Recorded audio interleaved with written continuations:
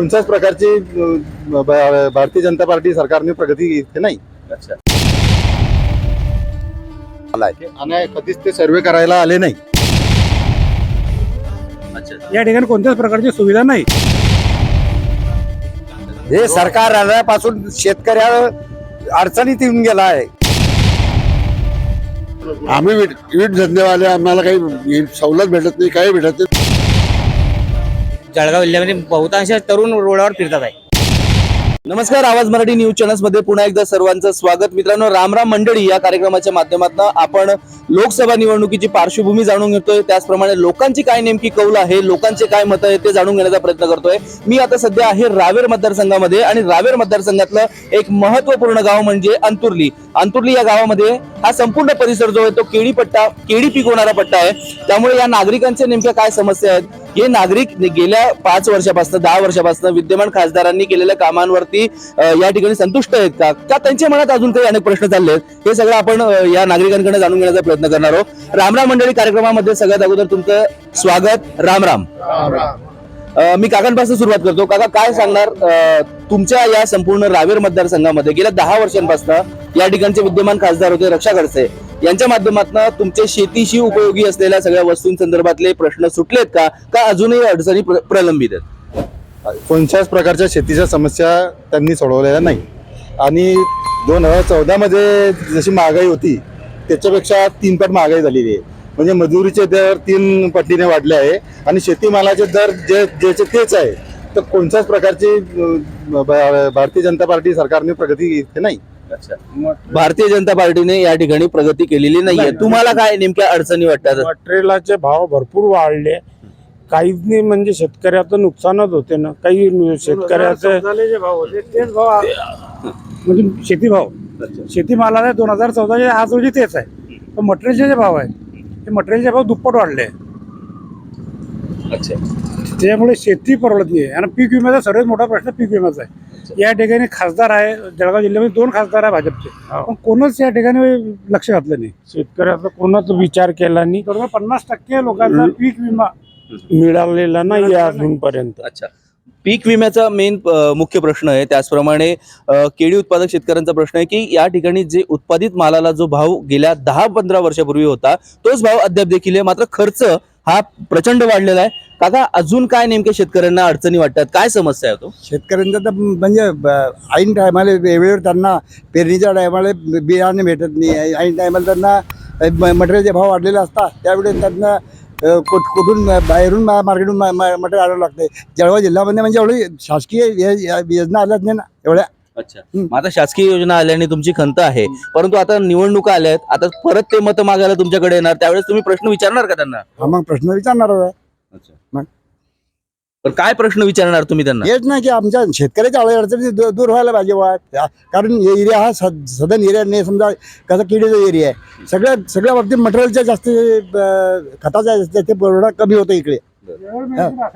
रासायनिक खत. पण आता तुम्हाला गेल्या काही वर्षांपासून ज्यावेळेस निवडणुका लागल्या त्यावेळेस अनेक आश्वासनं दिली गेली, प्रलोभनं दाखवली गेली की आम्ही या विषयांवरती मार्ग काढणार, तर तशा प्रकारची समस्या सुटल्या का हो? काही सुटलं नाही. कोणत्याच प्रकारच्या समस्या नाही. मार्च लोक सांगाल की केळी पीक विमा दादा त्यांनी सांगितलं होतं की केळी पीक विमा 31 मार्च लोक मिळेल ना. आमची हरभरा गेला, मका गेला, गहू गेला, सर्व पाण्यामुळे या वातावरणामुळे आमचं सर्व नातोनात नुकसान झालंय. आणि कधीच ते सर्वे करायला आले नाही. हा, प्रचंड नुकसान झालं वाऱ्याने, हवेने, पाण्याने. पण कोणाच प्रकारचे सर्वे नेहमी आम्ही हे करून सर्वे पण केले नाही आणि कोणतेच आम्हाला त्याचा मोबत लाभ मिळाला नाही. ते लक्ष द्यायला तयार नाही. अवकाळी पावसाचं नुकसान जास्ती आहे. बरोबर. हे आता अवकाळी पाऊस झाला किंवा इतर जे काही नुकसान होतं त्याचे सर्वे करायला आले नाहीये. मग 5 वर्षामध्ये त्यांनी केलेली विकास कामं तर काहीतरी असतील की त्याच्यासाठी विकास कामं आहेच ना. अच्छा. हे जे सांगता हे सर्व खोटं आहे. प्रत्यक्षात आम्ही आता ग्रामीण भागात राहतो. विकास कामं या ठिकाणी काहीच नाही. रस्त्याची समस्या आहे, पाण्याची समस्या आहे, सर्वच समस्या आहे ना. अच्छा. या ठिकाणी कोणत्याच प्रकारची सुविधा नाही. त्या पूर्वी होत्या 2014 पूर्वी त्याच आहे. नवीन पाण्याचा कोणती समस्या? रस्ते हेच रोड बघून घ्या तुमच्या समोर काय रोडाची व्यवस्था आहे. काही सुविधा नाहीये. हे सरकार आल्यापासून शेतकऱ्याला अडचणीत येऊन गेला आहे. अच्छा. मग आता तुम्हाला काय वाटतं, सरकार अडचणीत आणलंय, तुम्हाला तुमचे प्रश्न सोडवत नाहीये, तर बदल वगैरे होईल का काय वाटतं? बदल होईल ना, बदल पाहिजेलच आहे. अच्छा, बरं आता चला, बदल तर देशाचा होतो का नाही होतो ते तर निवडणुकीनंतर कळेलच, परंतु सध्या तुमचं रावेर मतदारसंघाचं नेमकं चित्र काय? आमचे श्रीराम बाबा आमच्याकडे सत्ता पालट होणार, 100% सत्ता पालट होणार. श्रीराम पाटील चांगल्या मतांनी निवडून येतील. बरं, गाव श्रीराम पाटील तर नौके उमेदवार आहे, ते त्यांना कुठल्या ग्रामपंचायतच्या निवडणुकीचा अनुभव नाही, कुठल्या नगरपालिकेची निवडणूक ते लढले नाही, डायरेक्ट लोकसभा. नाही, ते त्यांचा अनुभव आहे ना, शेतकऱ्याची सेवा करताय ना, आहेच त्यांना निवडून आले पाहिजे असा काही विषय नाही आहे. या क्षेत्रात काम कार्यकर्ते, सामाजिक कार्यकर्ते आमच्याकडे नेहमी येतात जातात, ते म्हणजे आमचे प्रत्येक गोष्टीत येतं ना. आणि त्यांचे जे उद्योगासाठी श्रीराम पाटीलचे उद्योग शेतीशी संबंधित आहे, त्यामुळे शेतकऱ्यांची जाण आहे, जाण आहे त्यांना. ते सोडू शकतील. एसी मध्ये बसवणारा माणूस किंवा बाई सोडू शकत नाही. आता खडसे कुटुंबियांचं गेल्या अनेक वर्षांपासून राजकारण आहे, खरं तर ते पूर्ण चर्चेत असतात, राज्य लेवलचं त्यांचं राजकारण आहे. मग या खडसे कुटुंबियांची जर कधी एवढी मोठ्या पर्यंत ओळख होती, केंद्रात राज्यात त्यांची सत्ता होती, तर त्यावेळेस त्यांनी असं बदल केला नाही, तर त्याच्याबद्दल तुमच्या मनात काय नेमकी रोष आहे? हा, तो पण रोष आहेच, कारण ते सर्वच पद्धत आहेत त्यांच्याकडेच होते आणि त्याच्यामुळे लोकांचा खूप रोष आहे त्यांच्यावर. अच्छा, पण आता खडसे पण पुन्हा भाजपच्या वाटेवरती आहे, चर्चा तर तुमच्यापर्यंत पोहोचली असतील. हो हो, ते आहे. आता ते बघू आता काय आहे ते. पण आमचं तर मत इकडे श्रीराम पाटीलकडे आहे. या ठिकाणी रावेर मतदारसंघातले नागरिक जे आहेत ते श्रीराम पाटलांकडे त्यांचा कौल आहे असं म्हणतायत. खरं तर निवडणुकीच्या निकालानंतर कळलंच आपल्याला, पण आपण इतरही नागरिकांशी बोलण्याचा प्रयत्न करू. काका, तुम्हाला काय वाटतं, काय नेमकी सध्या परिस्थिती आहे? सध्या मोदी म्हणजे गॅरंटी देतो, गॅरंटी म्हणजे नो गॅरंटी. काय गॅरंटी देतो मोदी? कुणाची गॅरंटी, कशाची गॅरंटी देतो आहे? आम्ही वीट धंदेवाले, आम्हाला काही सवलत भेटत नाही, काही भेटत नाही. मोदी फक्त म्हणतो गॅरंटी, नो काय, कशाची गॅरंटी आहे मोदीची? पण त्यांनी तर तुम्हाला सांगितलं होतं की अच्छे दिन आएंगे, तर अच्छे दिन. अरे अच्छे दिन काय ऐकू, बुरे दिन आ गए सब. अच्छे दिन तो छोड़ो, बुरे दिन आ गए अभी. मग तुम्हाला काय वाटतं, आता यंदा बदल होईल? बदल तर 100% होईल ना. मी कुमार समाजाचा आहे, अल्पसंख्याक माणूस आहे. बदल होईल म्हणजे होईल यंदा. अच्छा, रावेर मतदारसंघात पण बदल होईल? हो. काय वाटतं तुम्हाला रावेर? आम्ही शरद पवारचे कट्टर समर्थक आहे. बरं, तुतारीला आम्ही मतदान करणार म्हणजे करणार. अच्छा, ठीक आहे. शरद पवारांचे समर्थक आहेत, त्यामुळे तुतारीला ते मतदान करणार असं म्हणतात. आपण इतरही नागरिकांना विचारत, दादा काय वाटतं, सध्या परिस्थिती नेमकी काय आहे, चित्र काय आहे तुमच्या इथे? इथे परिस्थिती अशी आहे की खरं म्हणजे शेतकऱ्याचा जेव्हा माल येतो, शेतकऱ्याचा माल जेव्हा पिकतो, जेव्हा शेतकऱ्याचा माल घरी येतो, तर घरी येत असताना शेतकऱ्याच्या मालाला जे भाव मिळतात ते भाव मिळत नाही. आणि जे व्यापाऱ्याचे हे जे सरकार आहे, हे व्यापाऱ्यांचं सरकार आहे. व्यापारी सरकार असल्यामुळे शेतकऱ्याला माल घरी येतो तेव्हा त्याचे भाव डाऊन होऊन जातात, आणि व्यापाऱ्याने माल साठवून ठेवतात तेव्हा व्यापाऱ्याचे भाव वाढून देतात.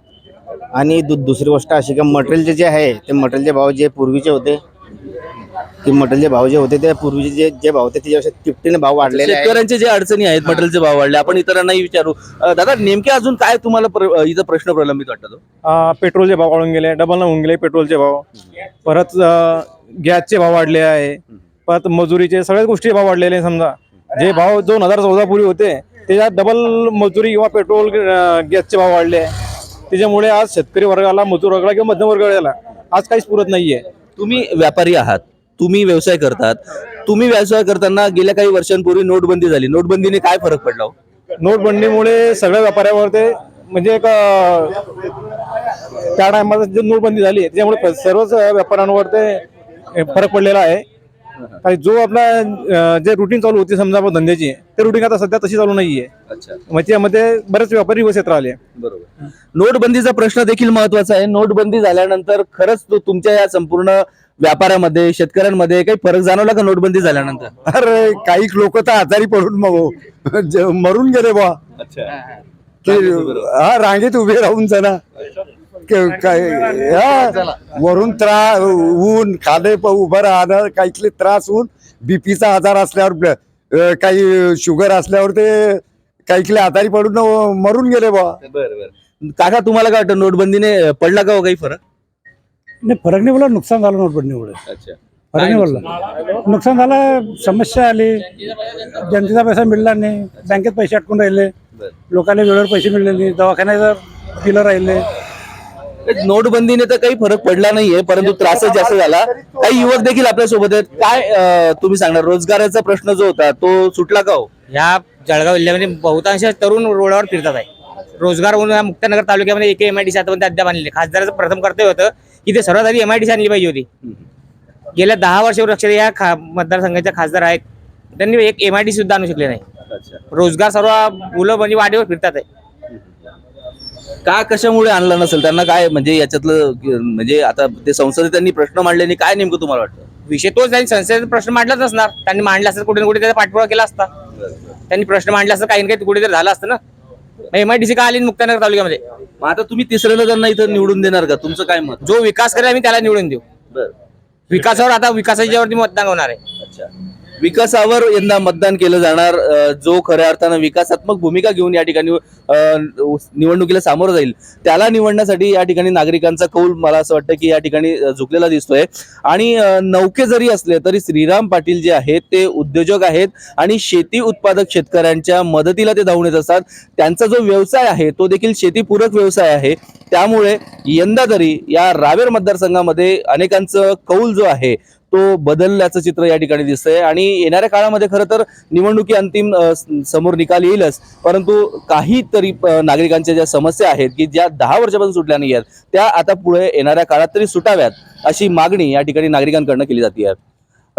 रावेर अंतुर्लीहून विवेक संधानेसह अभिजित पाटील, अंतुर्ली.